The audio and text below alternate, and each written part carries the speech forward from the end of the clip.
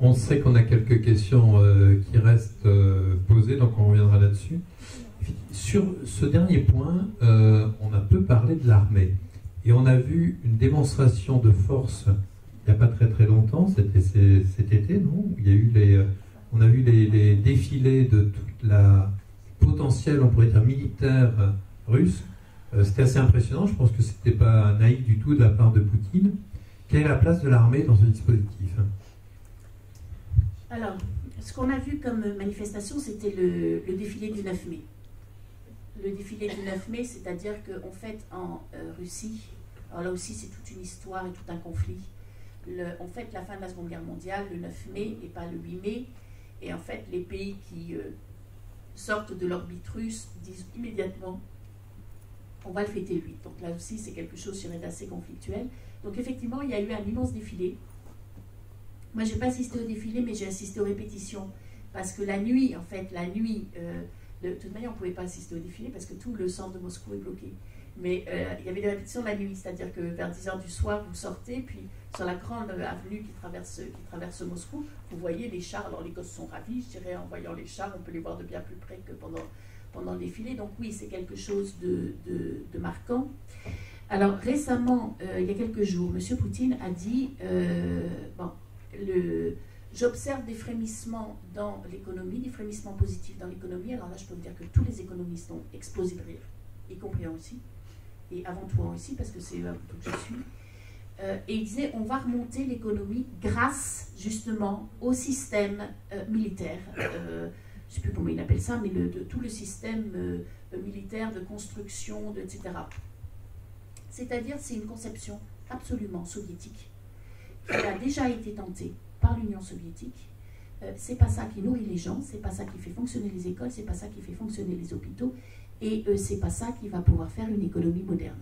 Donc effectivement, c'est sa vision, se servir de l'armée. Alors moi, je peux juste vous dire deux éléments qui me paraissent quand même un peu contradictoires. C'est que on a observé ces derniers temps, alors si vous voulez, tout ce qui touche à l'armée, quand même assez secret. On a observé quand même pas mal de licenciements assez abrupts de hauts dirigeants de l'armée russe. On vous donne jamais, alors pas les Serdyukov là, qui avait piqué dans la caisse, mais on vous dit, tiens, il y a 50 généraux qui ont été écartés, etc. On ne vous donne pas d'explication. Il y a eu des rumeurs disant qu'il y en avait un certain nombre, par exemple, quand on leur disait tu vas aller en Ukraine, qui ne voulaient pas y aller. Et il paraîtrait, ce sont des rumeurs, hein, il paraîtrait que dans le haut commandement militaire, il n'était absolument pas chaud pour les aventures en Ukraine, et notamment les aventures en Ukraine qui étaient avant tout prises en charge par des gens des services secrets, c'est-à-dire du GRU. Et ça, on a les preuves, on a les éléments, on a leurs témoignages, etc. Et donc, encore une fois, des hypothèses et des rumeurs, donc à prendre avec vraiment des pincettes, que le haut commandement de l'armée ne suivait pas tellement et qu'on se dit, bon, de toute manière, le haut commandement de l'armée russe n'a jamais aimé le KGB. Donc déjà, à la base, la cohabitation ne doit pas être totalement facile. Donc, ce qui est certain, c'est que l'accent est mis dessus. Moi, je dirais une autre observation. Il n'y a pas très longtemps, donc c'était en avril, je crois, j'étais à Voronezh. Voronezh qui était une des villes, bon, surtout une des villes avec laquelle on a un partenariat avec l'université. Et c'est aussi une des villes où il y a un gros complexe justement de fabrication de militaires. Et depuis Pierre le Grand d'ailleurs qui avait construit sa flotte. Et on m'a montré avec fierté une grande usine en me disant mais c'est une usine fabuleuse. Alors moi je peux vous dire très franchement que dès qu'on parle de trucs militaires, moi je bloque tout en me disant je ne veux surtout pas qu'ils s'imaginent que je viens voir leurs trucs militaires. C'est pas mon but et c'est pas donc je range mes appareils photo, je parle d'autres choses, etc. Mais quand même, il me montre une grande usine en disant, vous voyez, Poutine est venu là parce que c'est une usine où on fabrique je ne sais plus quel truc qui est super technique et qui est extrêmement de premier plan. Moi, je peux vous dire une chose, c'est que l'usine, elle tombe en ruine. Donc, si vous voulez, quand on me dit, il met tout l'argent là-dessus, je demande encore à voir, si vous voulez, c'est vrai que le défilé était impressionnant, je demande encore à voir la réalité et je me demande, parce que par exemple, les spécialistes militaires français vous disent que l'armée russe, techniquement, ne vaut pas grand-chose. Ouais. Donc j'ai l'impression que là aussi, c'est un peu, ça fait partie des grands mythes qu'on est en train de construire actuellement.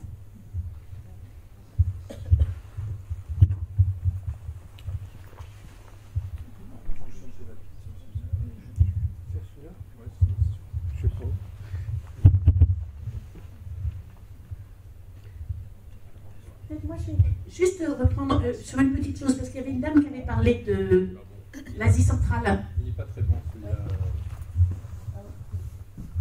Bon, d'accord, je reviendrai sur l'Asie centrale. Il y a une question là. Oui, très brève. Vous m'entendez là? Oui, très bien. C'est pour en finir avec l'option militaire. Quelle est la part du PIB des Russes dans disons, les dépenses militaires? Par du budget. Et ensuite, je dirais qu'ils ont des difficultés, non pas technologiques, comme vous venez de le dire, c'est pas vrai ça. Au moins dans le domaine des sous-marins, c'est faux. Mais par contre, ils ont minimisé la construction des sous-marins nucléaires en nombre.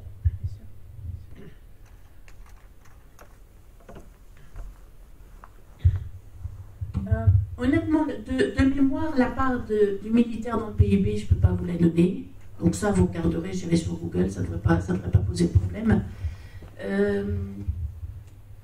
Je serai un tout petit peu moins catégorique. Je ne suis pas du tout expert militaire. Hein. Je serai un tout petit peu moins catégorique que vous sur la qualité des équipements. J'ai le même là. Celui-ci a l'air de prévenir aussi. Je sais que par exemple, mais encore une fois, je ne veux pas m'engager parce que ce n'est pas mon domaine. On va essayer sans micro. Je sais que tu as une bonne voix. Non. Oui, j'ai une bonne voix. Celui-là, il marche pas non plus. Est-ce que vous entendez dans le fond, là, comme ça? Est-ce que vous... celui-là, il est meilleur. Et voilà, celui-là est meilleur. Donc, par exemple, d'après des militaires apparemment connaissant leur affaire, le nouveau tank qui vient de sortir est complètement à la traîne par rapport à ce qui se fait en Occident. Donc, si vous voulez, la technologie, je serais assez prudente quand même.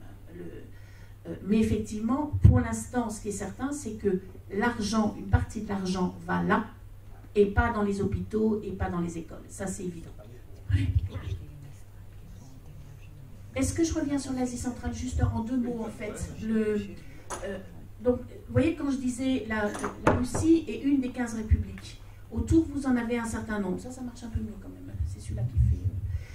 Et vous avez, pour faire simple, hein, vous avez les 3 pays baltes qui sont immédiatement partis en direction de l'Europe et de l'OTAN. C'est-à-dire qui, depuis 2004, sont dans l'Union européenne et dans l'OTAN. Rappelons-les parce qu'on a des fois... Donc, la Lettonie, l'Estonie et la Lituanie. C'est-à-dire ce sont les 3 pays qui, si vous voulez en gros, hein, quand l'URSS s'est écroulé en 91, les pays constitutifs de l'URSS, et en leur centre, il y avait la Russie, l'Ukraine et la Biélorussie, ont dit, bon, on va être indépendant, mais on va quand même garder des liens, puisqu'on se connaît bien, puisqu'on a l'habitude de travailler ensemble, c'est-à-dire qu'on va faire une sorte d'Union européenne.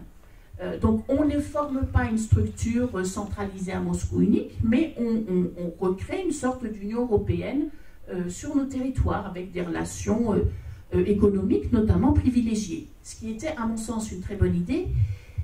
Et ce qui, je ne sais pas si ça explique, mais en tout cas, ça reflète aussi le fait que l'explosion de l'Union soviétique s'est faite presque sans mort, presque sans violence, ce qui en soi est un exploit.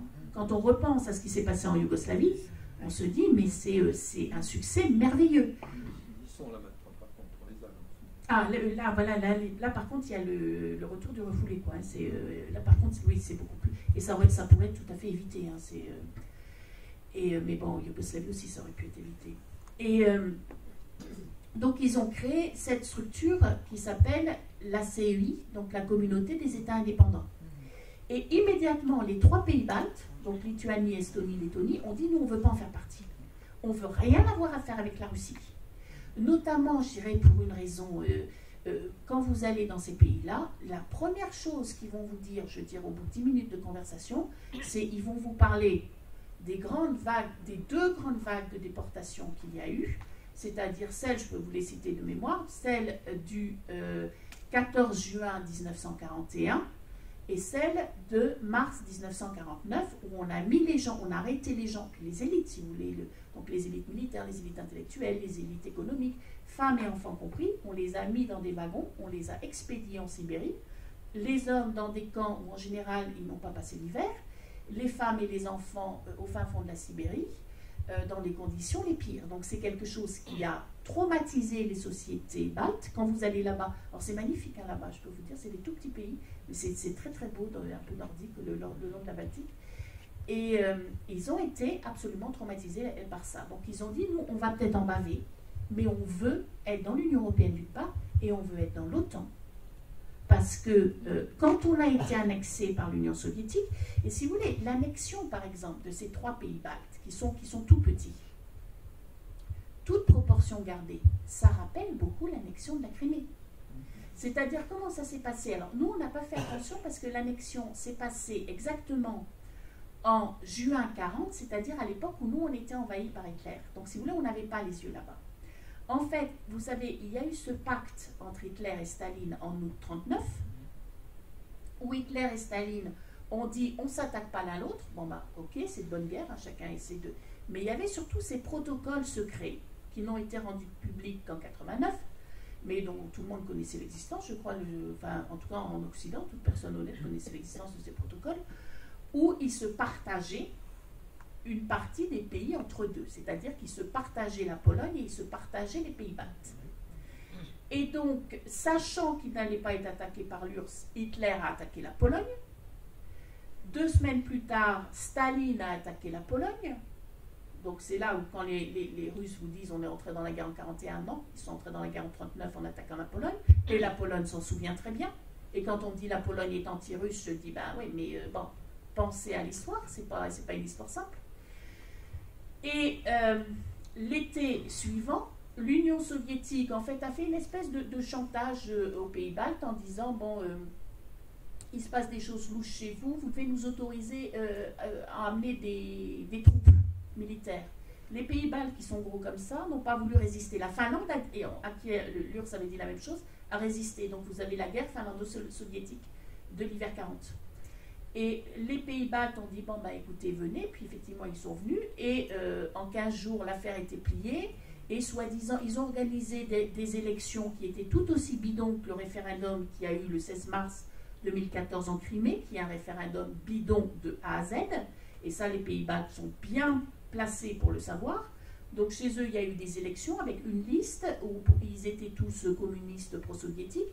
Et le lendemain des élections où le Parti communiste, machin truc, a triomphé, les 3 pays demandaient leur rattachement à l'Union soviétique qui a accepté gentiment leur demande. Bon. Donc si vous voulez, ils savent ce que c'est qu'un grand cinéma pour justifier une annexion de force.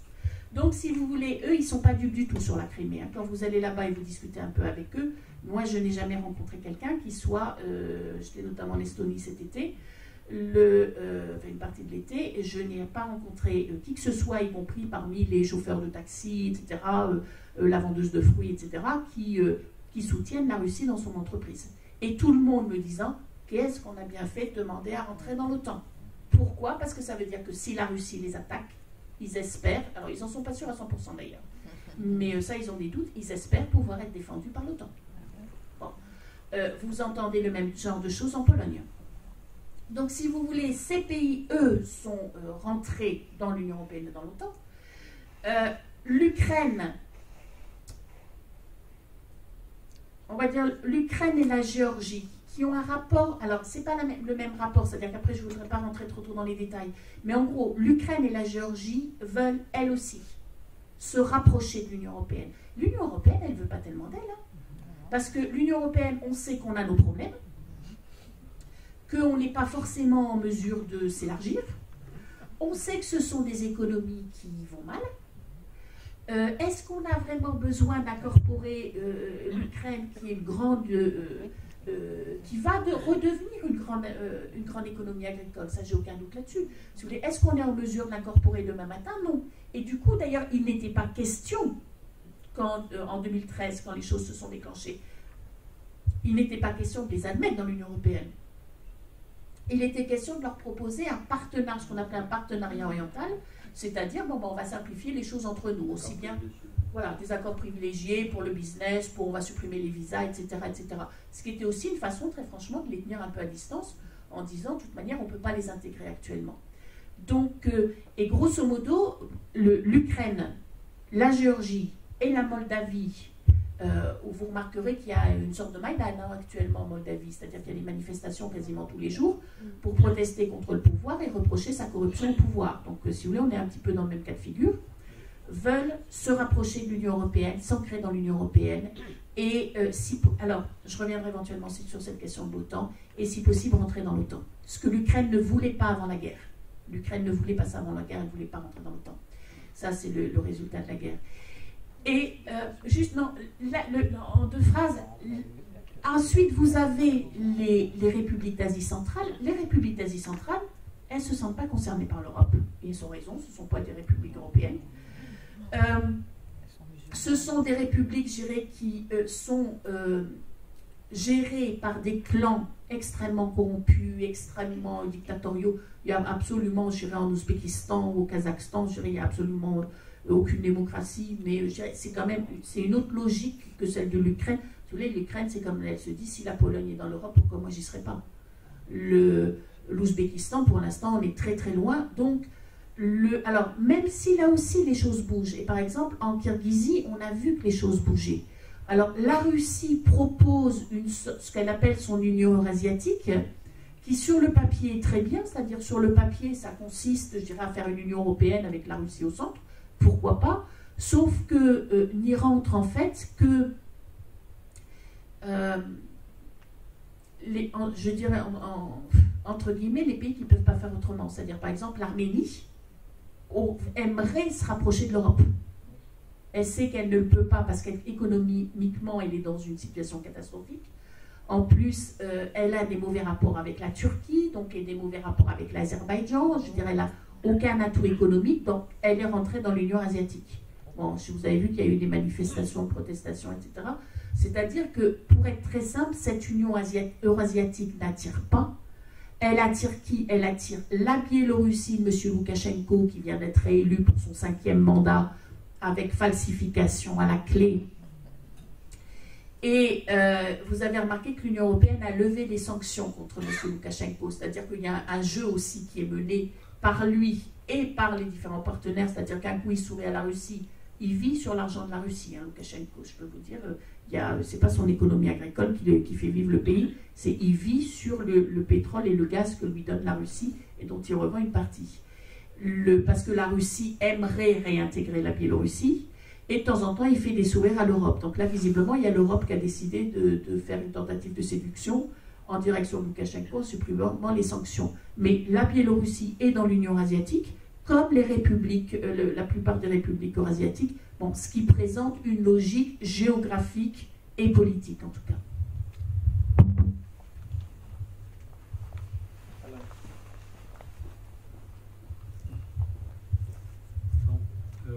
Je voulais juste savoir, question de force organisée, il n'y en a pratiquement pas. Sinon, peut-être l'Église orthodoxe est là, est-ce qu'elle joue un rôle de force organisée? Qu'est-ce que vous appelez des forces organisées? On veut pouvoir, des contre-pouvoirs? Oui, des contre-pouvoirs, enfin des organisations puissantes réparties dans le pays qui peuvent éventuellement fournir des idées et aussi faire contre-pouvoir éventuellement. Oui. Ça, vous en aviez dans les années 90. Vous voyez, ces années 90 qui sont extrêmement décriées. Par exemple, il y avait les médias. Les médias, c'est, quand on parle de quatrième pouvoir, c'est un pouvoir. Bon, ils ont été démantelés. Alors petit à petit, de manière absolument professionnelle, ils sont tous coiffés pour les gros médias, ceux qui ont vraiment un impact national, ils sont tous coiffés par le Kremlin, qui réunit les principaux rédacteurs en chef tous les vendredis au Kremlin. On a eu, je dirais, le détail, ce qui s'y dit, ce qui s'y fait, etc. Et qui leur donne ses instructions. Il y avait quand même dans les années 90 toute une série de partis. Et notamment des partis, ce qu'on appelle les partis libéraux en Russie, c'est-à-dire des partis attachés aux droits et aux libertés. bon, qui en général le sont aussi aux libertés économiques, mais ce n'est pas l'essentiel. Ils ont été décimés.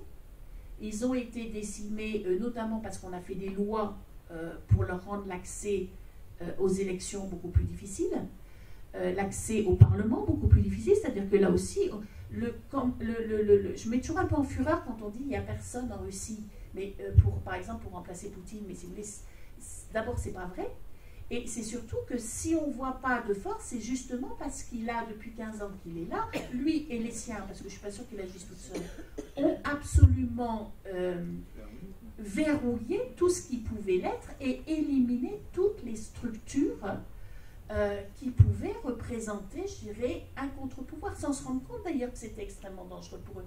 Regardez par exemple les ONG. Il y avait tout un réseau d'ONG alors de tout temps, qui s'est monté justement à partir des années 90, et peut-être aussi parce que pas mal de Russes se disaient, bon, la politique c'est sale, c'est dangereux, etc. Alors que les ONG, alors il y avait les ONG historiques, il y avait les ONG défense des consommateurs, il y avait défense des droits des automobilistes, puis il y avait les ONG de défense des droits de l'homme, alors celles qui intervenaient surtout sur la Tchétchénie, etc.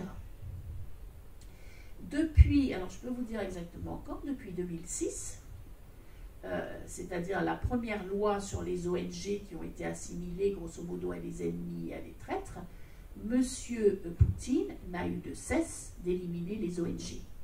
Donc ça a commencé en 2006 avec en plus un scénario complètement à la James Bond où soi-disant on avait trouvé sous une pierre, vous savez, 21e siècle, sous une pierre des documents que certaines ONG laissaient pour des agents secrets britanniques.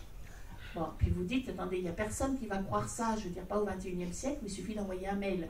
Bon, si vous voulez, ça a quand même suffi. Il n'y a pas eu d'action en justice, hein, puisque c'était juste le cinéma. Mais ça a suffi pour dire, regardez, les ONG sont des traîtres en puissance. À partir de cela, quelques années plus tard, il y a eu la loi sur ce qu'on appelle justement les agents de l'étranger, c'est-à-dire que les ONG demandent des bourses aux uns et aux autres, et ça c'est dans le monde entier, on demande des bourses, alors par exemple à l'ambassade de France, qui dit, ah ben tiens, on fait des bourses pour les étudiants qui veulent aller faire une thèse en France. Dès que vous recevez une bourse d'études d'un gouvernement étranger, vous êtes considéré, d'après la loi, comme un agent de l'étranger. Un agent de l'étranger en Russie, ça renvoie à la terminologie des années 30, ça veut dire un traître. Et on a eu toute une série, ces 2-3 dernières années, toute une série de procès, notamment parce qu'un certain nombre d'ONG russes ne voulaient pas se déclarer des agents de l'étranger. Et je les comprends parce qu'ils n'en sont pas. Je pense par exemple à une association dont je suis proche, qui est l'association Mémorial, qui est une association qui a une activité de recherche sur les répressions soviétiques et qui font de l'excellent travail d'historiens en allant dans les archives, en publiant des livres, etc. Et d'autre part, une activité de défense des droits de l'homme, où notamment ils sont allés en Tchétchénie et ils apportent une aide très concrète aux victimes, sans faire de politique, mais une aide d'ONG. Et cette association qui avait été créée par l'académicien Sakharov en 88-89 a dit, nous, on n'est pas des ennemis de l'étranger, on ne veut pas se reconnaître comme tel. Et ils ont raison, ils ne sont pas des ennemis des agents de l'étranger. Ils ne sont pas des ennemis du pouvoir, ils sont des gens qui essaient d'aider leur société. Donc il y a eu des procès, il y a eu des procès, il y a eu des procès. Là récemment, ils ont été condamnés, je sais plus combien, moi j'oublie toujours les chiffres, mais ils ont été condamnés à 2 même d'ailleurs très grosses amendes pour n'avoir pas voulu se déclarer. Donc si vous voulez, les ONG, il n'y en a plus. Et l'Église, alors l'Église c'est tout un poème en soi, c'est-à-dire que l'Église c'est le patriarcat de Moscou. C'est une structure qui a été quasiment détruite avant 1940, qui a été remontée à partir de 1940, qui est infiltrée du haut jusqu'au moins haut par des agents du KGB. On a eu toutes les informations en 92 quand les archives se sont ouvertes. L'ancien patriarche était un agent du KGB, le patriarche actuel était un agent du KGB. Quelqu'un qui collaborait régulièrement. Il y a une renaissance physique de l'Église. C'est-à-dire que là où les églises étaient détruites, on reconstruit les églises, on rénove les monastères, on voit cette présence de l'Église. En même temps, l'Église est tout sauf un contre-pouvoir. L'Église est au contraire complètement instrumentalisée par le pouvoir qui a des liens, je dirais, presque historiques, avec, passant notamment, je vous dis, par le KGB, avec un certain nombre d'hiérarques. Et elle est complètement utilisée par le pouvoir pour censurer notamment la culture. Il y a beaucoup de choses intéressantes qui se font dans la culture, malgré tout, en Russie. Et on vous sort régulièrement des « ah oui, mais ça offense ». Alors, ils ont sorti, par exemple, cette loi, ça offense les sentiments des croyants. Et si vous voulez, avec une loi sur offense aux sentiments des croyants, vous voyez, moi, je ne suis pas du tout pour qu'on offense les croyants ou les croyances, ou qu'on touche aux croyances, qu'on insulte les croyances de qui que ce soit. Ce n'est pas blasphème, c'est les sentiments des croyants. Simplement, les sentiments des croyants en justice, comment vous définissez ça? Si vous voulez, vous pouvez tout mettre là-dessus. Et effectivement, vous avez ce genre de loi complètement élastique qui permettent en fait, dès que vous touchez à des sujets un tout petit peu sensibles, de dire « ah oui, mais il y a offense aux droits des croyants », ou alors la deuxième chose qui passe beaucoup, c'est hooliganisme. Donc, si vous voulez, l'Église soutient le pouvoir. Ce qui explique d'ailleurs, je ne sais pas si vous avez eu un petit peu des échos, ce qui explique par exemple qu'en France, il y ait des rapports extrêmement conflictuels entre une partie des orthodoxes descendants des Russes et l'autre partie. C'est-à-dire qu'en gros, les descendants de l'émigration russe ne veulent pas être attachés au patriarcat de Moscou en disant c'est un père de KGB. Et le patriarcat de Moscou essaie de récupérer un certain nombre d'églises. Donc il y a eu le cas de l'église de Nice, il y a eu le cas de l'église de Biarritz, il y a eu pas mal de luttes autour de l'église de la rue d'Aru à Paris. C'est-à-dire que c'est absolument conflictuel. C'est conflictuel aussi entre le patriarcat de Moscou et les différentes églises ukrainiennes, y compris les églises orthodoxes, parce qu'il y a les uniates aussi en Ukraine, mais y compris les orthodoxes d'Ukraine. C'est-à-dire, je dirais, pour faire très simple, que le patriarcat de Moscou est un soutien absolu du pouvoir, que c'est une institution qui, à sa tête au moins, je ne dis pas qu'il n'y a pas des gens bien et merveilleux qui font du bon travail, mais à sa tête, ça m'a l'air d'être complètement corrompu. Et il suffit de regarder les montres superbes qu'exhibe le patriarche pour comprendre un petit peu. Et c'est une institution qui sème plutôt la discorde qu'elle essaie de rétablir, je dirais, un amour évangélique, à mon sens.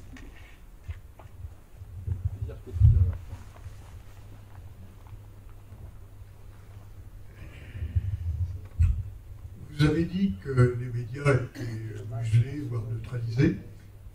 Et là-dedans, la position d'Internet, qui finalement permet d'accéder par l'extérieur, on a vu que dans certains pays, ça avait débloqué les situations quand c'était accessible.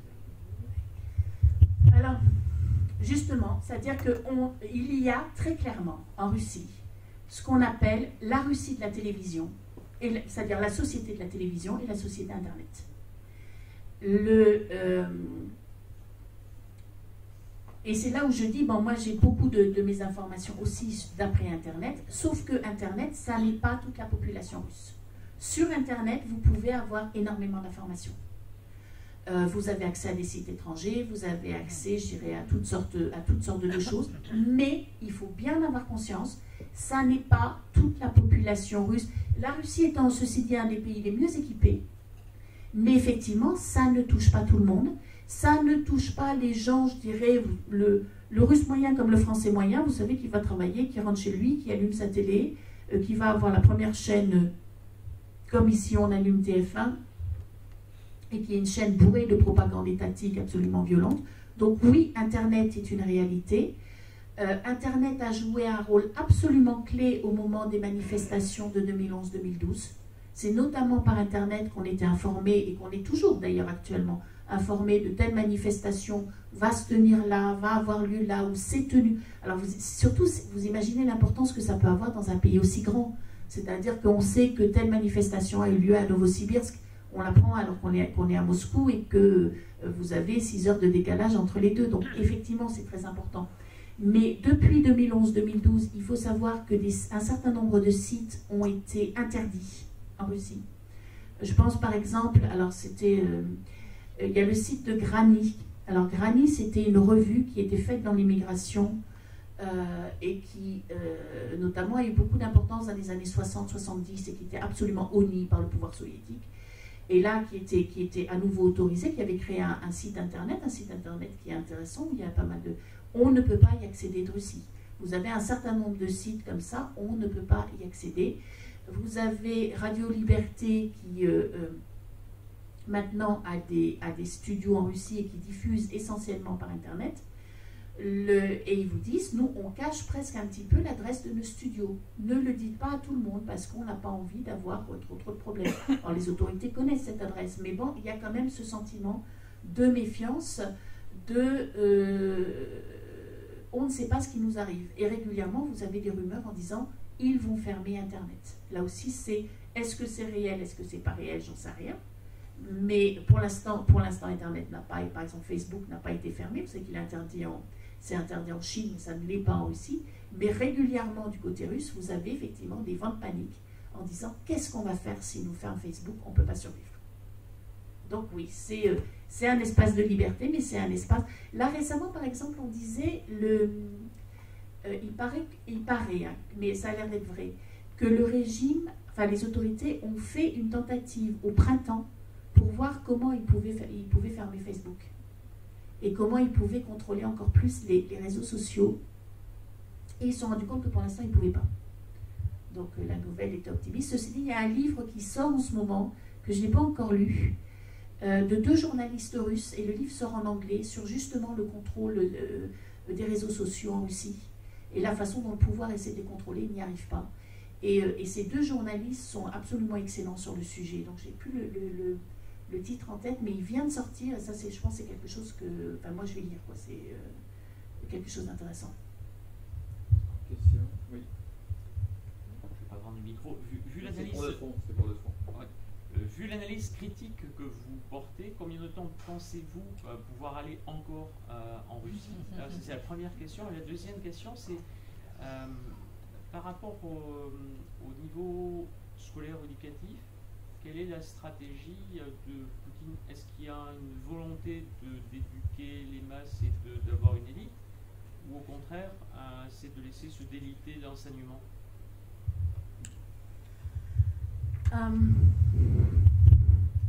Première question, je n'ai jamais eu de problème pour avoir un visa pour la Russie. J'espère que ça va continuer comme ça, je n'ai jamais eu de problème. J'ose penser que c'est parce qu'ils savent très bien que je dis la vérité. C'est-à-dire, je diffame pas, ils savent, c'est une réalité qu'ils connaissent comme moi. Donc, je vous dirais même que je n'ai jamais eu de problème en Russie.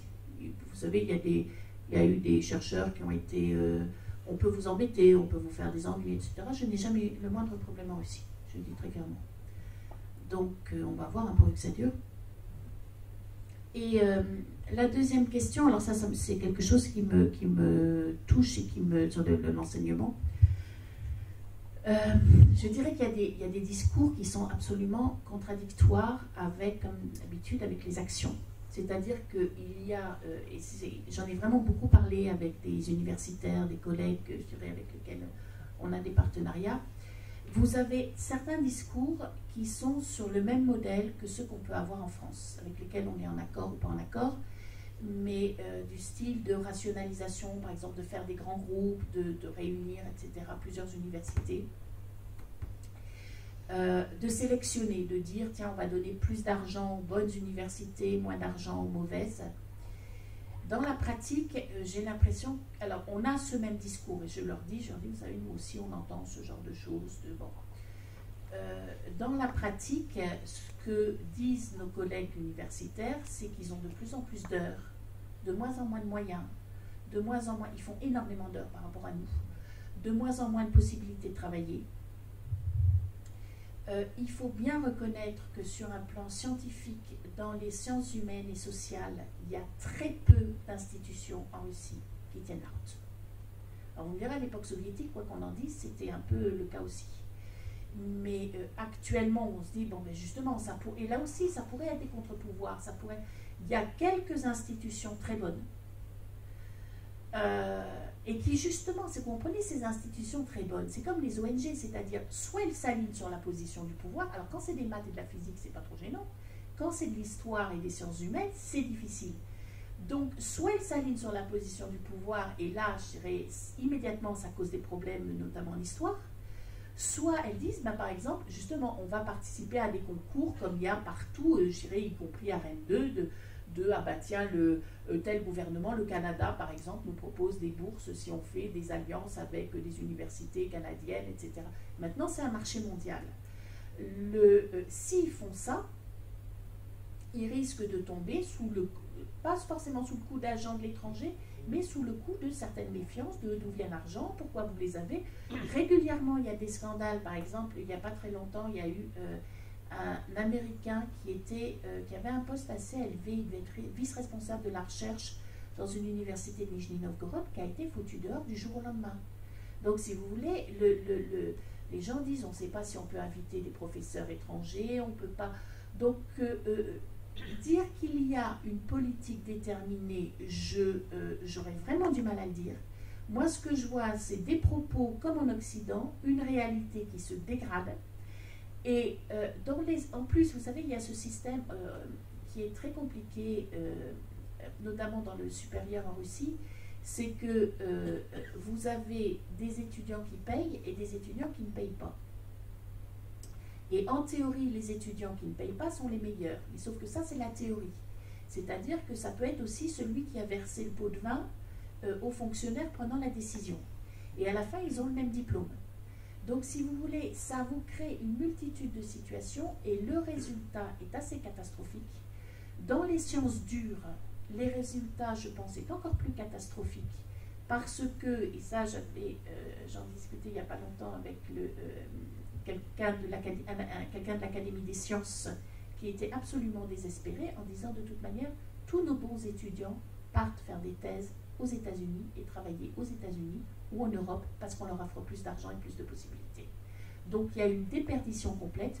Et ce que je vois, je dirais, dans le secondaire, je vois quelque chose qui est un enseignement qui est de plus en plus idéologisé, de moins en moins apprendre. Alors des fois ça peut être de bonne qualité, par exemple pour les langues, ils obtiennent de très bons résultats. Nous, nos étudiants qui viennent de Russie, je dirais faire à Rennes 2, en général parlent très bien le français. Mais dès qu'il s'agit par exemple de réfléchir, d'avoir une approche critique, etc., c'est pas ça, quoi. C'est pas... Et actuellement, il y a tout un mouvement en plus d'irritation, et ça revient un peu à la question précédente, aussi bien chez les enseignants que chez une partie des parents, parce qu'ils veulent remplacer un certain nombre de cours par de l'éducation religieuse. Bon, c'est une question qui traîne depuis longtemps, et si vous voulez, l'éducation religieuse, j'ai absolument rien contre, mais là, c'est en remplacement d'autres matières. Et vous avez toute une partie de la société qui dit dans l'éducation religieuse qu'ils fassent ça à l'extérieur, qu'ils fassent ça chez eux, qu'ils fassent ça dans d'autres structures, mais que ça ne vienne pas dans les écoles. Donc là aussi, des sortes de conflits, et vous vous rendez compte que la société russe, elle est beaucoup moins... Vous voyez, des exemples comme ça, c'est intéressant, parce que c'est là où on se rend compte que la société russe, elle est beaucoup moins docile que ce qu'on croit. Quand on nous dit les 86%, sous-entendu, tout le monde est d'accord, et puis on se rend compte que, ben non, il y a les profs qui protestent parce qu'ils ne sont pas payés et qui doivent bosser, qu'il y a les parents qui protestent parce qu'on leur met de l'éducation religieuse, je dirais, obligatoire, qu'il y a les artistes qui protestent parce que la censure est de plus en plus forte. Et vous dites, ça fait quand même beaucoup de gens qui protestent sur des choses à la fois spécifiques, mais qui s'inscrivent quand même dans un ensemble.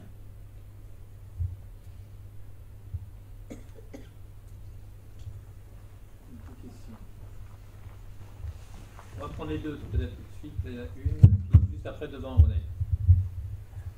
Je voudrais revenir à l'Ukraine. L'objectif donc de Poutine était ou est de faire entrer l'Ukraine dans une union eurasiatique. Alors, vu aujourd'hui ce qui s'est passé, vu la situation économique de l'Ukraine, vu la guerre à l'Est peut-être qui traîne, est-ce que cet objectif est totalement perdu pour lui?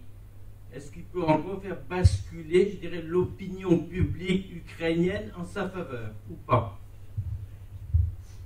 Il y a juste devant là. Après, très bien. Non. Alors là, je suis catégorique, non. C'est-à-dire que on peut très bien comprendre que beaucoup de Russes soient attachés à l'Ukraine, que beaucoup de Russes considèrent l'Ukraine, parce que c'est vrai, comme proche d'eux, comme bon, ils ont été ensemble dans l'Empire russe pendant 300 ans, ils ont des langues proches, ils ont des cultures proches, etc. Je peux tout à fait comprendre que M. Poutine, et il l'a dit clairement, et les gens autour de lui l'ont dit clairement, considèrent que l'Ukraine, c'est presque une partie de leur identité russe. Bon, sur quoi ils se trompent, c'est là où il y a une confusion entre ce qu'est la Russie et ce qui est... Mais je peux admettre cette chose affective. En revanche, avec ce qui s'est passé, avec la Crimée, avec la guerre dans le Donbass, je peux vous dire que le rejet de M. Poutine et d'une certaine Russie est absolu et que personne ne reviendra là-dessus en Ukraine. Et que même dans les territoires occupés, l'adhésion, je dirais, est loin d'être... si vous voulez, même dans le Donbass, pour parler clairement, vous voyez, où il y avait effectivement... Prenez vous avez de la plaine, vous avez le Donbass. Le Donbass, on va être clair, hein, c'est une région qui a été décimée par la grande famine des années 30. Donc, on a amené beaucoup de Russes. Mais entre un Russe d'un côté de la frontière, un russophone de l'autre côté et un Ukrainien un peu plus loin, vous voulez, la différence, elle est où la différence? Ils sont orthodoxes. Alors, ils relèvent d'un patriarcat ou d'un autre. Bon, il y en a qui vont parler surtout le russe, d'autres surtout l'ukrainien, mais ils vont parler la langue de l'autre. C'est-à-dire, vous voyez, c'était ce qu'on appelle un continuum. Hein, c'est pas, et il n'y avait aucun problème. Là, avec ce qui s'est passé, oui, le rejet est complet, le rejet est absolu. Le rejet va jusqu'à l'absurde en ce qui me concerne. Je veux dire, quand j'entends des Ukrainiens dire notre langue n'a rien à voir avec le russe, ce qui est une aberration complète. Notre histoire n'a rien à voir avec l'histoire de la Russie, ce qui est une aberration complète. Mais le rejet est absolu, il est affectif. Et vous voyez, quand je parlais de l'OTAN tout à l'heure, c'était parce qu'il y a eu trahison aussi, vous savez, il y a eu trahison. C'est-à-dire que quand l'Union soviétique a explosé, l'Ukraine, pays agricole, pays paisible, pays bon, a accepté une proposition qui lui a été faite. Vous vous rappelez sans doute, en 91, tout le monde avait peur de quoi? Avait peur de l'atome. En se disant, bon, il y a eu Tchernobyl, là, il y a l'atome civil, il y a l'atome militaire, qui est-ce qui contrôle? Qui est-ce qui contrôle dans ces pays où va l'atome, où se trimballe l'uranium, etc. Et moi, je me souviens très très bien de la peur que tout le monde avait en disant, mais est-ce qu'on ne va pas pouvoir acheter un morceau d'uranium pour $50, je dirais, bon, ce qui était le risque. Donc, à ce moment-là, on avait dit à l'Ukraine, est-ce que vous seriez d'accord pour être entièrement désarmé? Et en revanche, votre intégrité territoriale est garantie par la France, par les États-Unis, la Grande-Bretagne aussi et la Russie. Et il y a eu ce qu'on appelle le mémorandum de Budapest, signé en 1994, où l'Ukraine a dit d'accord, je donne tous mes armements.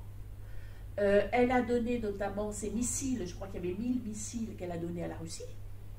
Et c'est pour ça d'ailleurs que son armée était, je dirais il y a encore un an, en un état tellement déplorable, mais vous garantissez mon intégrité territoriale. Ok, ça a été signé par la Russie.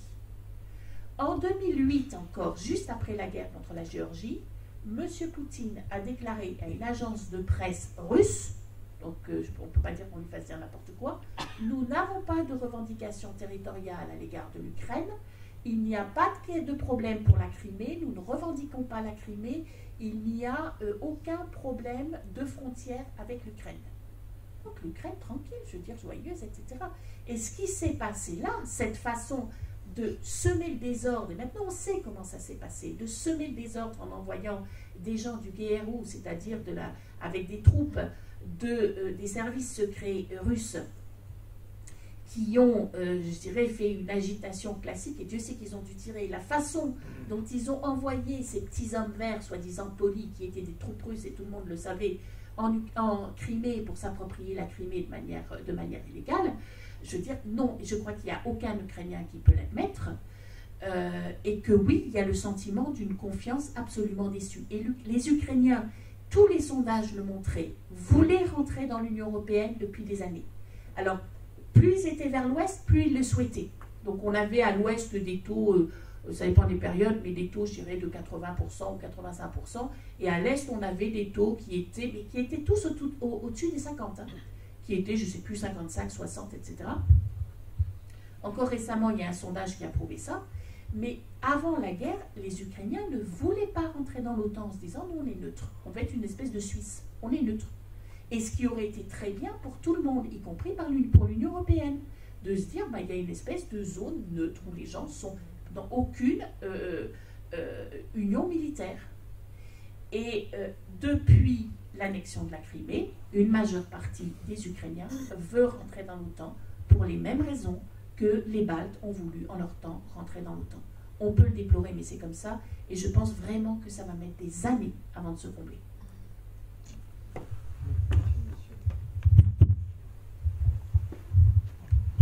Je suis trop près là, ça va? Pour revenir sur justement l'annexion de la Crimée,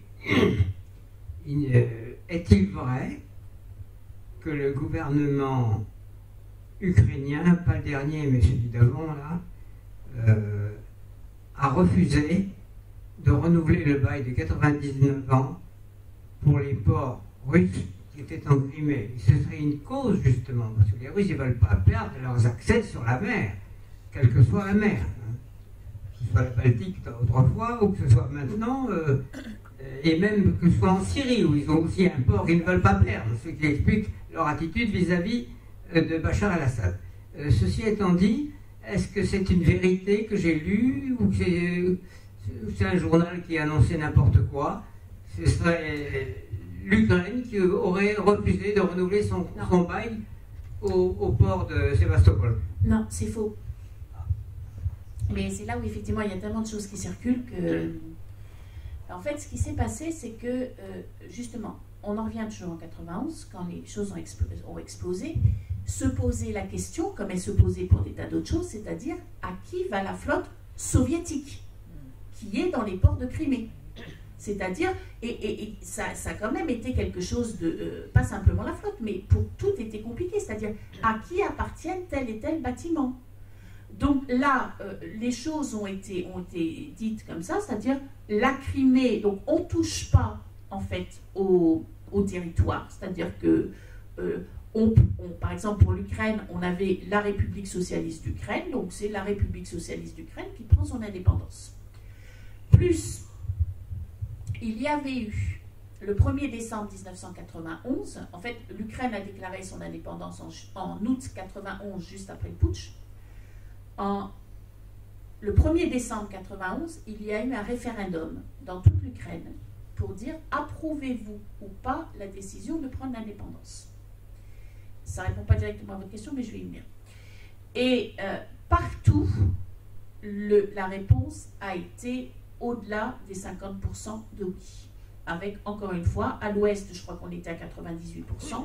Et même en Crimée, où il y avait énormément de militaires, énormément d'officiers de la flotte, le score était de 54% pour l'indépendance de l'Ukraine, Crimée incluse. Donc quand on dit que la Crimée a toujours voulu être indépendante, c'est faux. Ça, c'est le premier mensonge. Mais effectivement, il y avait cette question de dire, bon, qu'est-ce qu'on fait de cette flotte? C'est-à-dire, elle est soviétique, elle n'est pas ukrainienne, elle n'est pas russe, elle est... Et à ce moment-là, ils ont, ceci dit, je crois qu'elle valait déjà plus forcément grand-chose, mais enfin bon, ça c'est une appréciation. Donc, ils ont partagé la flotte de manière, je dirais, cordiale. Et à l'époque, ils avaient signé un premier, donc ça en 91, ils avaient signé un premier accord qui était, donc il n'y a jamais eu d'accord de 99 ans, hein. En tout cas pas le premier, peut-être le deuxième, mais je ne crois pas. Le premier accord était un accord, je crois, de 25 ans. Oui, j'exagère. Voilà. Qui disait, la Russie reçoit, je ne sais plus quel pourcentage, mais tel pourcentage des bateaux, et elle peut utiliser les ports de Crimée pendant 25 ans. Ce qui était là encore une décision absolument sage, qui était une façon de dire on ne vous met pas dehors. Parce que si on vous met dehors, il va y avoir des conflits, il va y avoir, parce qu'effectivement on connaît l'attachement de la Russie, etc. On vous laisse 25 ans pour régler le problème, pour voir tranquillement s'il n'y aurait pas... Vous voyez, je regardais la Crimée, vous dites pourquoi ils ne mettent pas leur bateau à Sochi, quoi, hein, c'est bon. Mais 25 ans pour régler les choses. Et quand il y a eu donc la révolution orange, Yushchenko, et ensuite, à l'inverse, en 2010, c'est Yanukovych qui a été élu président. La première chose qu'a faite Yanukovych, et que là non plus une bonne partie des Ukrainiens a eu du mal à lui pardonner, la première chose qu'il ait faite, c'est qu'il s'est précipité à Moscou et il a signé un deuxième accord, alors que le premier n'était pas encore terminé. Mais le premier, justement, allait se terminer. Donc ça, c'était début 2010. Je pense que le premier accord allait se terminer, justement, vers 2015. Il s'est précipité à Moscou pour re-signer un autre accord, je crois, de 50 ans, 49 ans, sur la présence des bateaux russes dans les ports de Crimée. Donc il n'y a eu aucun refus par le gouvernement précédent, il y a eu au contraire prolongation. Et ce qu'il a expliqué en disant, bon, ce qui est aussi possible en disant, c'était dans le cadre de la négociation pour avoir des prix de gaz corrects. Mais ça n'a fait l'objet d'aucun débat, je dirais, démocratique dans le pays. Donc beaucoup d'Ukrainiens ont dit, au contraire, ils veulent la présence russe alors que le problème allait se régler. Et à aucun moment, il n'y a eu d'interdiction des bateaux russes en Crimée. Ça, c'est un mythe complet, il n'y a jamais eu ça. D'ailleurs, je dirais, quand est-ce qu'il y aurait pu y avoir? C'était pas Yanukovych qui avait protesté. Yanukovych a quitté le pays le 21 février et le 16 mars, il y a le référendum de Crimée. Donc, vous voyez, ce n'est pas dans les 3 semaines qu'il y ait quoi que ce soit qui aurait pu se faire. Donc, non, il n'y a pas eu éviction des bateaux russes. Et pour le Donbass? Et pour le Donbass? Il y a le problème des aciéries que les Russes veulent garder. Ben oui, mais si vous voulez... ils ont besoin d'acier pour faire leurs sous-marins en forte épaisseur. Vous dites veulent garder, mais c'est pas à eux. Oui. Si vous voulez, c'est depuis 91 que c'est pas à eux. Si vous voulez, comprenez, nous aussi, on veut bien récupérer, je sais pas moi, l'Algérie, mais si vous voulez, on va peut-être pas relancer le conflit contre l'Algérie en disant finalement c'était à nous, quoi. Hein. Sinon, on s'en sort plus, tout simplement. Donc, et si vous voulez, vous voyez, c'est là aussi où il y a quelque chose, il y a aussi des opportunités qui sont ratées, parce que, et une somme de bêtises, parce que, si vous voulez, ce qui aurait été bien pour tout le monde, ça aurait été effectivement de faire une espèce de marché commun, sur le modèle de ce qu'a réussi tant bien que mal la communauté européenne et ensuite l'Union européenne, de faire un marché commun. Ce qui était d'autant plus possible que maintenant à la fois l'Ukraine et la Russie font partie de l'OMC. Et ça aurait été de dire, ben voilà, je veux dire, on va supprimer, je veux dire, tout ce qui est des barrières douanières, on va supprimer les visas. Bon, il y avait, en plus là, les visas, ils ont été renforcés entre la Russie et l'Ukraine. Je veux dire, il n'y a même plus d'avions entre les deux pays. Donc, de dire simplement, ben, on va faire ce qu'on a fait entre la France et l'Allemagne, d'une certaine manière, qui étaient 2 zones conflictuelles, ce que la Russie et l'Ukraine n'étaient pas. Et de dire on va baisser plutôt les tarifs pour faire une zone de relatif libre-échange, au lieu de dire on veut garder ce qui n'est plus à nous depuis 91 au moins. Donc effectivement, on peut toujours aller chercher des sources de conflit. C'est un conflit qui n'a pas de sens. La Russie, elle n'a pas besoin d'avoir une guerre pour récupérer d'Assyrie. La Russie, elle a besoin de construire des routes et des hôpitaux. Oui, on se rappelle le mot de Staline, le pape combien de divisions. Les relations entre l'Europe, les États-Unis et la Russie sont aujourd'hui difficiles. Mais les avis sont partagés, notamment en France, sur la façon dont il faut s'y prendre pour établir ces relations. Est-ce qu'il faut avoir une position dure? Est-ce qu'on peut considérer que la Russie ne comprend que la force? Ou bien, comme certaines personnalités le disent, il faut commencer par discuter, ce qu'on ne fait pas assez aujourd'hui. Qu'est-ce que vous en pensez? Moi, j'aurais une première réaction qui... quand vous dites la Russie ne comprend que la force, j'aurais une première réaction qui consiste à dire, encore une fois, il ne faut pas confondre la Russie et ses dirigeants. Ce que n'importe quel Russe vous dira, quelles que soient ses positions. Et ça s'inscrit, je dirais, aussi dans une certaine culture politique russe, où le pouvoir est toujours vu comme extrêmement loin de la société. Et comme toujours quelque chose de sale, d'ailleurs. Ce qui a posé bien des problèmes. Je ne pense pas que la Russie ne comprenne que la force, loin de là. Je crois que M. Poutine ne comprend effectivement que la force. Et que ça fait partie de son éducation et de son parcours. Après, ce qu'il faut faire, si vous voulez, je crois que tout le monde est dans l'impasse absolue. Et que c'est un échec d'une certaine manière pour tout le monde. Où effectivement on pourrait revenir à des sources plus anciennes. Là, telles que sont les choses actuellement, et même si ça m'embête de le dire, je crois qu'il n'est plus possible de ne pas aller jusqu'au bout. Et de dire, si vous voulez, vous voyez par exemple, actuellement il y a beaucoup de discussions autour de est-ce qu'il faut supprimer les sanctions ou pas supprimer les sanctions. Bon. Vous avez un certain nombre d'hommes politiques qui disent oui, il faut supprimer les sanctions, il faut redialoguer, etc., etc. Pourquoi on supprimerait les sanctions? C'est-à-dire, qu'est-ce qui a été fait comme geste allant à l'encontre de ceux qui ont justifié les sanctions? Il n'y a eu aucun geste. Il n'y a eu aucun geste. Donc, sur le principe, il n'y a aucune raison de supprimer les sanctions. Et croyez bien que ça m'embête de vous le dire, parce que je vois des tas de choses qui sont bloquées, des tas de projets économiques qui sont bloqués, notamment à cause de ces sanctions. Mais pourquoi on supprimerait les sanctions? À quel moment y a-t-il eu un geste, je dirais, réellement pacifique vers l'Ukraine? Parce que qu'on soit clair, actuellement, les choses sont relativement... disons, le cessez-le-feu est à peu près respecté à l'Est, dans le Donbass. Mais on a des zones, on a un conflit gelé, exactement comme on l'a en Transnistrie, exactement comme on l'a au nord de la Géorgie, c'est-à-dire des zones qui sont de toute manière des zones à problème, qui sont de toute manière des zones où il suffit de lancer une étincelle pour que ça redémarre. On observe cette propagande invraisemblable qui passe, je dirais, par différents canaux, etc., où on se rend compte qu'il n'y a pas du tout, je dirais, de volonté provisoire d'apaisement. Alors, il y a une sorte, oui, il y a le cessez-le-feu est respecté. Un certain nombre d'experts, mais je pense que ce n'est pas possible à estimer, vous diront, si Poutine n'est pas allé plus loin, c'est justement parce qu'il y avait les sanctions. Bon, ce qui est, pourquoi pas. Pourquoi on supprimerait les sanctions? Parce que ça ne nous est pas avantageux, oui. Mais est-ce que la solution est réglée? Est-ce que la Crimée, je dirais, il y a eu des gestes à l'égard de la Crimée?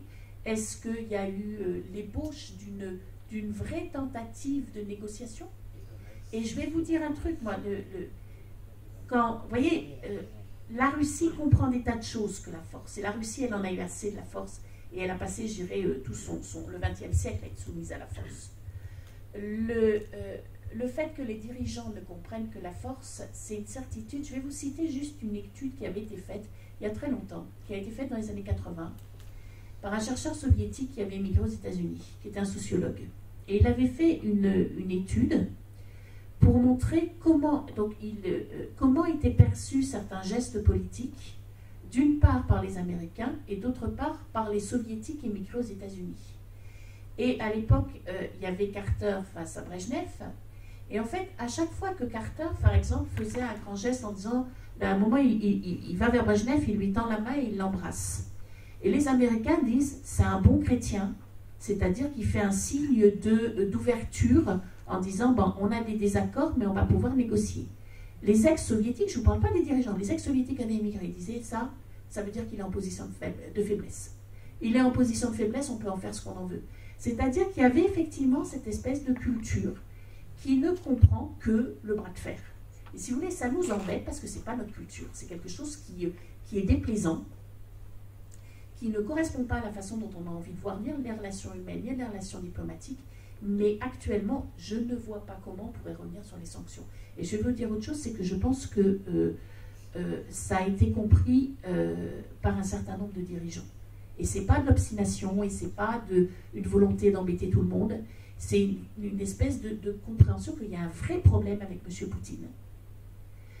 Qu'on n'est pas sûr de le régler comme ça, parce que je crois que le premier espoir était de dire, bon, est-ce que les gens autour de lui, parce qu'il y a des gens quand même de valeur autour de lui, vont pas dire, bon, ben, on peut peut-être l'évacuer et puis mettre quelqu'un d'un peu plus conciliant à sa place. Bon, ça n'a pas lieu. Mais oui, il y a un vrai problème avec M. Poutine. Il n'y aurait aucun sens, je dirais, à enlever les sanctions, et je pense que surtout, ça amènerait toute une série de problèmes par la suite. Et croyez-moi que ça m'embête de dire ça.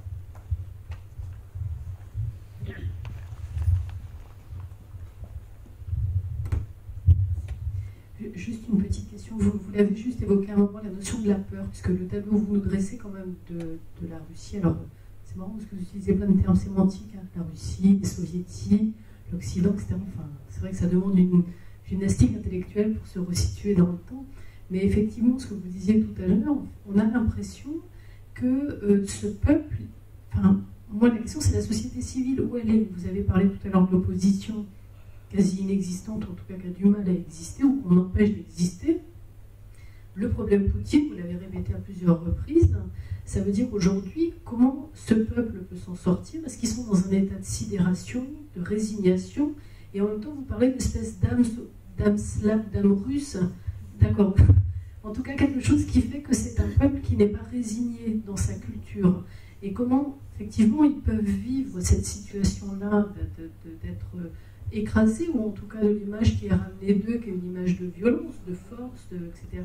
Et en même temps d'être en capacité de subir ça. C'est-à-dire que comment on se sort de Poutine. On est autour des sphères du KGB. Est-ce qu'on peut imaginer qu'on est encore dans les mêmes mœurs, hein, avec des disparitions un peu étranges? J'imagine que Poutine ne va pas être envoyé au goulag. Il pourrait disparaître par une chute de cheval mystérieuse. Enfin bon... Voilà. Mais comment on va sortir de ça, et surtout pourquoi il n'y a pas un moment, un ressort de la société, c'est-à-dire que jusqu'à où ils vont tenir sur cette cocotte minute, quoi, avant que ça explose. Ce sont effectivement des questions que je me pose en permanence. C'est-à-dire que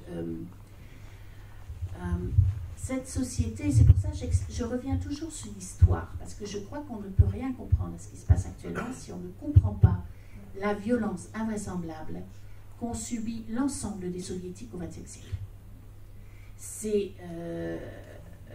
Ces arrestations, ce goulag, cette peur, etc. Aucun peuple en Europe n'a subi ce qu'ont subi les soviétiques. Avec en plus cette façon absolument terrible à gérer, c'est que ce sont les vôtres. Vous voyez ce qu'on appelle les vôtres en russe, c'est-à-dire c'est la violence, elle n'est pas extérieure, c'est pas un État qui est venu, c'est vous, vos voisins vous ont dénoncé pour vous envoyer au goulag. Comment vous arrivez à vivre avec ça? Donc si vous voulez, bon, plus la période avant la Révolution, c'était pas non plus une période complètement bénie. Hein. Moi, je ne suis pas de ceux, contrairement je dirais, à certains, qui idéalisent la période d'avant la Révolution. C'était une période où il y avait beaucoup moins de violence, ça c'est certain, de violence déclarée, il y avait beaucoup moins de déportations, beaucoup moins de... on parle toujours du bagne de Dostoïevski, etc. En fait, on se rend compte qu'il y avait vraiment beaucoup moins de monde, mais je veux dire, quand je dis beaucoup moins, c'est il y avait 1000 fois moins de monde, hein, que sous Staline. Mais je dirais, c'était jusqu'en 1860, vous avez encore toute une partie de la population qui se vend et qui s'achète. Je veux dire, il ne faut pas l'oublier quand même, quoi. Et que ces réformes qui vont arriver en 1860, pour justement libérer les serfs, vont être, alors comme souvent les réformes en Russie, mal faites trop tard et mal faites, donc du coup les paysans vont se retrouver peut-être libres, mais encore plus pauvres. Donc se disant, bon, pourquoi nous refusons la liberté? Donc si vous voulez, il y a ce poids-là, plus le poids du matériel. C'est-à-dire que par exemple, aussi bien en Union soviétique que maintenant, quand vous habitez, là je parlais justement à des étudiantes russes des appartements communautaires. À Moscou, il n'y en a presque plus. Vous voyez, un appartement communautaire, c'est merveilleux. Vous avez un appartement de 3 pièces, Dans chaque pièce, il y a une famille. Donc ça peut être une famille, ça peut être le père, la mère et 1 ou 2 enfants. Dans chaque pièce. Alors peut-être on va prendre un grand appartement ancien, mais même pas forcément. Puis dans l'autre pièce à côté, il y a l'ivrogne qui bat sa femme tous les soirs. Et puis dans l'autre pièce, il y a, on va dire, une autre famille. Et vous partagez les toilettes et vous partagez la cuisine. Bon, à Moscou, des appartements comme ça, il y en a très peu. Dans le centre de Moscou, parce qu'ils ont récupéré, ils ont compris que ça coûtait cher et que... Mais partout ailleurs en Russie, il y a énormément de gens qui vivent dans des appartements communautaires. Et je dois voir le chiffre quelque part, non, je ne l'ai plus ici. Quand vous vivez dans ce genre de conditions, quand vous vivez avec 135 € par mois, c'est pas là où vous avez énormément, je dirais, d'énergie pour réfléchir, etc. En même temps, il y a, vous voyez, il y a ce poids du quotidien, il y a ce poids de comment on va se nourrir. Et en même temps, moi je ne parle jamais d'âme russe, mais il y a une espèce d'organisation des Russes, vous voyez, et pas de liberté intérieure, mais de côté un peu indocile. Vous voyez, à la fois on dit le pouvoir il est comme ça, le pouvoir il est mauvais, le pouvoir il nous impose des choses. Et en même temps, par exemple, moi quelque chose que j'aime beaucoup dans la société russe, c'est l'entraide. C'est-à-dire que les gens s'entraident. Les gens s'entraident parce qu'ils n'ont pas le choix. Donc, les mêmes personnes qui vont être absolument agressives dans le métro à côté de vous, qui vont être les personnes, je dirais, les plus généreuses dès que vous entrez dans le cercle de leurs familiers. Vous n'avez pas de sécurité sociale en Russie. Ça veut dire quoi? Ça veut dire que quand vous avez un enfant qui a un cancer, on vous dit, ben voilà, vous avez tant à payer pour les médicaments. Et en général, ça fait des sommes fortes, ça fait des sommes folles. Que font les gens? Ils s'organisent, ils demandent à leurs amis, là aussi ça passe par Internet. Il y a des collectes pour des enfants pour dire, bon, bah, il faut payer les médicaments, ou il faut payer l'opération, elle ne se fait pas en Russie, il faut l'envoyer en Allemagne, il y a une opération, il faut récolter tant. Et vous avez une solidarité comme ça des gens entre eux, qui s'aident en disant de toute manière, on ne peut pas compter sur le pouvoir, on ne peut pas compter, je dirais, sur les autorités, ils vont nous prendre tout ce qu'on peut. Donc on essaie, je dirais, de vivre d'une autre façon. Donc moi, la force de renouveau de la société russe, j'y crois. En même temps, c'est vrai qu'il y a toute une partie de la société qui est absolument passive, à cause de ces conditions, à cause de la peur, à cause du manque d'espoir aussi. C'est-à-dire qu'il y a beaucoup de gens qui vous disent, mais qu'est-ce que je peux faire? On a essayé en 2011-2012, ça n'a pas marché. Il y a eu des arrestations, il y a eu des... Qu'est-ce qu'on peut faire? C'est-à-dire qui n'ont pas en plus la culture politique pour voir justement une protestation qui pourrait réussir. Et la société, elle existe, même si beaucoup de Russes sont absolument désespérés, notamment dans l'intelligentsia. Mais la société existe. La société, en même temps, est extrêmement divisée. Et elle a été très divisée par la Crimée. C'est-à-dire la Crimée, c'était aussi un coup de maître. C'est-à-dire que Poutine a joué, à défaut de pouvoir remonter l'économie, il a joué sur le nationalisme. Et vous avez eu... alors ça, par exemple, il y a des sondages qui le démontrent très clairement. C'est-à-dire, juste avant la Crimée, vous avez une insatisfaction qui est croissante et qui atteint vraiment des seuils élevés dans toute la population russe. Il y a la Crimée, il y a grand élan nationaliste, regardez, on vous a rendu la Crimée, à mon sens, en jouant sur des choses, des souvenirs, c'est-à-dire c'est là où vous alliez en vacances avec vos parents quand vous étiez petit, etc., etc. Et vous avez toute une vraie partie de la population qui a adhéré en disant c'est super, la Crimée, on l'a récupérée. Et il y a une partie notamment de l'intelligentsia qui dit mais non, c'est illégal, c'est pas possible, et puis il y a la guerre, et cette partie se sent extrêmement mal. En permanence, vous voyez des gens qui disent j'ai honte d'être russe, j'ai honte de ce que nous faisons actuellement en Ukraine. Ça, c'est quelque chose. Et c'est quelque chose, vous voyez, vous aviez raison de parler de comment l'Ukraine, est-ce que l'Ukraine va oublier ce qui lui a été fait. Moi, je vais vous dire un truc, cette agression contre l'Ukraine, c'est aussi une violence terrible contre les Russes. Et je peux vous dire que dans l'intelligentsia, il y a des gens qui vont manifester toutes les semaines, malgré les problèmes, contre la guerre en Ukraine. Nemtsov, qui a été assassiné, était l'un des plus farouches opposants à la guerre en Ukraine, et c'est une violence complète contre... les Russes ne sont pas des gens...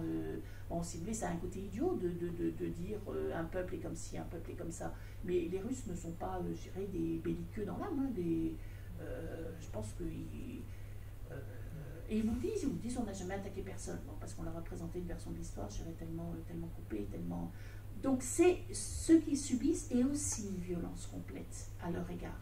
La société, elle existe, mais la société a l'impression de ne pas avoir les moyens, et pas une impression, de ne pas avoir les codes, de ne pas avoir les canaux pour pouvoir, je dirais, faire de son rejet quelque chose de constructif. Et effectivement, si vous voulez que j'aille jusqu'au bout de ma pensée, ce que je crains, c'est qu'un jour ça explose. C'est-à-dire, comme toujours d'ailleurs dans l'histoire russe, c'est-à-dire que, vous comprenez, l'Empire russe, il a disparu en 3 jours. Ça a été la Révolution de février, tout le monde pensait que ça allait durer toujours, enfin l'Empire allait durer toujours. Révolution de février, 3 jours après, l'empereur abdique. L'Union soviétique s'est écroulée en 3 jours. Et moi, je crains très fort qu'il y ait une explosion qui commencera pour n'importe quoi, parce qu'on a déjà eu des petites annonces de cet ordre, et qui va complètement dégénérer dans ce type d'événement. Et non seulement, si vous voulez, je le crains, mais je pense que le pouvoir le craint aussi. Parce que quand j'analyse les discours, et justement cette critique très forte de toute révolution, etc., ils sont absolument opposés, donc ils étaient opposés au principe de l'Euromaïdan, ils sont absolument opposés au principe de contestation en Syrie, ils rejettent absolument l'idée de toute révolution, et je pense qu'ils ont très peur que ça arrive chez eux, et que s'ils ont très peur que ça arrive, c'est qu'ils sentent aussi que ça peut arriver. Parce que sinon, il n'y aurait pas de quoi avoir peur. Et ça, c'est tout à fait faisable, malheureusement. Une ou deux dernières questions. Est-ce qu'il y a un taux de chômage important chez eux? Non, il n'y a pas un taux de chômage important, parce que, même s'il augmente actuellement, parce qu'il y a beaucoup de petits boulots pas payés. Donc, si vous voulez, ce qu'il faut regarder, c'est plutôt les boulots qui sont payés correctement. C'est-à-dire, par exemple, vous avez l'âge de la retraite pour les femmes est à 55 ans. Donc, vous avez des femmes qui partent à la retraite à 55 ans, qui vont toucher une misère et qui vont prendre un petit boulot payé 3 fois rien. Donc, c'est pour ça que vous voyez, je dirais, des femmes d'une 60aine d'années qui sont dans les... Par exemple, comment ça s'appelle, vous savez, les garde-robes, là, les endroits où on laisse son manteau, etc., les vestiaires. Donc, il y a énormément de boulot comme ça. En même temps, actuellement, vous avez énormément d'usines qui ferment, énormément d'entreprises qui ferment, notamment gérer les entreprises où il y avait de l'argent occidental. Et donc, vous avez des gens qui se retrouvent sans travail et n'ayant pas envie de prendre, par exemple, un travail sur un marché ou un travail... donc, il y a un problème d'adéquation entre ce que la population russe a envie de faire, en disant, bon, on a fait des études, etc., puisque dans l'ensemble, c'est une population formée, les tâches qui lui sont éventuellement proposées, et puis les salaires. C'est-à-dire que quelqu'un qui a travaillé, par exemple... là, actuellement, on dit qu'il y a un vrai problème, parce que comme les entreprises... Alors, là, je vous parle surtout de Moscou, hein, des grandes villes. Mais comme les entreprises étrangères se retirent, vous avez toute une population, souvent de jeunes cadres, des gens qui avaient entre 30 et 40, qui étaient très bien payés, qui se retrouvent sans rien. Et en se disant, nous ne retrouverons jamais l'équivalent actuellement en tout cas, dans des entreprises russes avec ce type de salaire. Donc, ce qui entraîne des fermetures de magasins, des fermetures de restaurants, etc. Donc, une espèce de reconversion. Donc, effectivement, il y a un moment, par exemple, il y a 3-4 ans, ils avaient expulsé énormément des Tadjiks, des gens, justement, des anciennes républiques d'Asie centrale, qui étaient là d'ailleurs, pour certains, de manière légale, en disant, ben, ça va faire du travail pour les Russes. Oui, mais c'est quoi les Tadjiks? Ils nettoyaient les cours. Et par exemple, à Moscou, les Russes, ils n'ont absolument pas envie de nettoyer les cours en disant on n'a pas fait des études pour ça. Donc, je dirais, il n'y a pas la même structure du travail que chez nous du tout.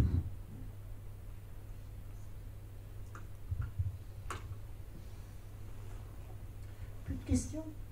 Les problèmes de racisme à l'égard des Caucasiens. Ça existe toujours, enfin. Oui. Ça existe. De Propiska et choses comme ça.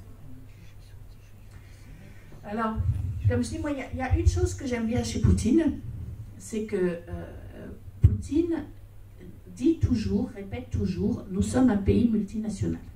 Ce qui est vrai. C'est-à-dire qu'en Russie, vous avez des Russes, vous avez... Vous voyez, tout à l'heure, quand je faisais répéter quelqu'un, en disant, vous parlez des ex-républiques soviétiques, donc de l'Ukraine, de la Géorgie, quelqu'un a dit Tchétchénie. La Tchétchénie, c'est la Russie. La Tchétchénie, c'est en Russie. Sauf que quand on demande à des Russes, est-ce que vous considérez qu'un Tchétchène est aussi russe que vous? Ce qu'il est sur le... la plupart des Russes vont vous dire non. C'est-à-dire, oui, il y a des énormes problèmes de racisme en Russie qui sont d'autant plus énormes qu'ils ne sont pas reconnus. Je pense que le pouvoir en a tout à fait conscience, et c'est pour ça, justement, que Poutine essaie de dire, nous sommes... Ce que la Russie a toujours été. La Russie a toujours été un pays multinational, y compris à l'époque soviétique, y compris à l'époque de l'Empire, etc. Il y a toujours eu des populations très, très diverses.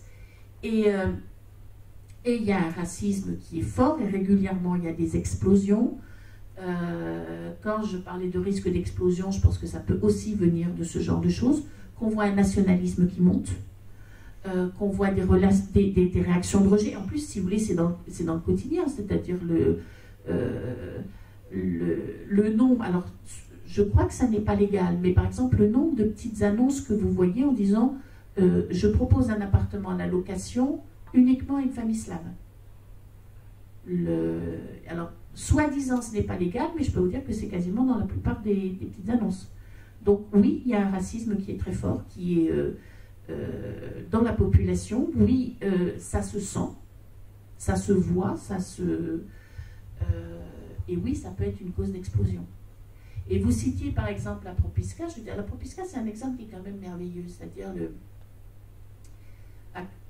tout le monde appelle ça la Propiska, c'est plus le bon terme. C'est-à-dire qu'à l'époque soviétique, Staline, en 1932, parce que justement la population, elle était trop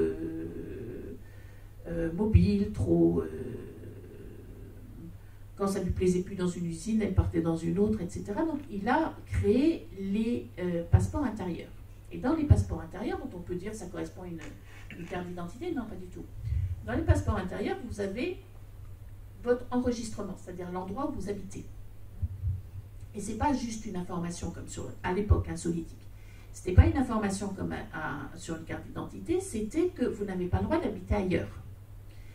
Et notamment, il y avait la question des grandes villes. C'est-à-dire que les gens avaient bien compris qu'à Moscou, il y avait plus de ravitaillement et plus de possibilités de travailler. Donc, si vous habitez un coin perdu, j'irais dans la campagne, vous auriez préféré aller à Moscou, j'irais où il y avait plus de travail, plus etc. Sauf que si vous avez votre enregistrement à un endroit, par exemple à Voronezh, vous ne pouviez pas aller à Moscou. Vous ne pouviez pas, de toute manière, vous ne pouviez même pas aller dans le village à côté. Sauf, bon, il y avait certains villages qui étaient sans Propiska. Mais donc c'était obligatoire. Vous étiez assigné à un appartement, en général un appartement.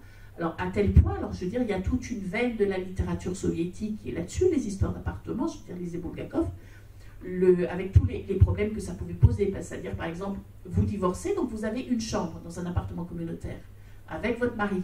Et puis vous divorcez. Et la chambre est à vos deux noms. Puis votre mari vous dit, moi, tant que je n'ai pas reçu un autre coin ou une autre chambre, je reste. Donc, et vous aviez des gens qui restaient effectivement dans leur chambre parce qu'ils ne pouvaient pas... Donc ça a fait...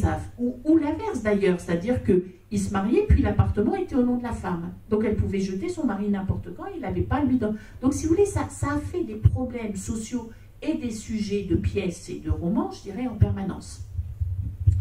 Et dans la Constitution de 1993, donc la Constitution Yeltsin, dans ces années Yeltsin qui sont tellement critiquées, Yeltsin a fait cette merveilleuse constitution, qui est une constitution qui respecte les droits et les libertés des Russes, où il y a notamment cette phrase « Chaque citoyen russe est libre de vivre et de travailler où il le souhaite sur le territoire de la Fédération de Russie ».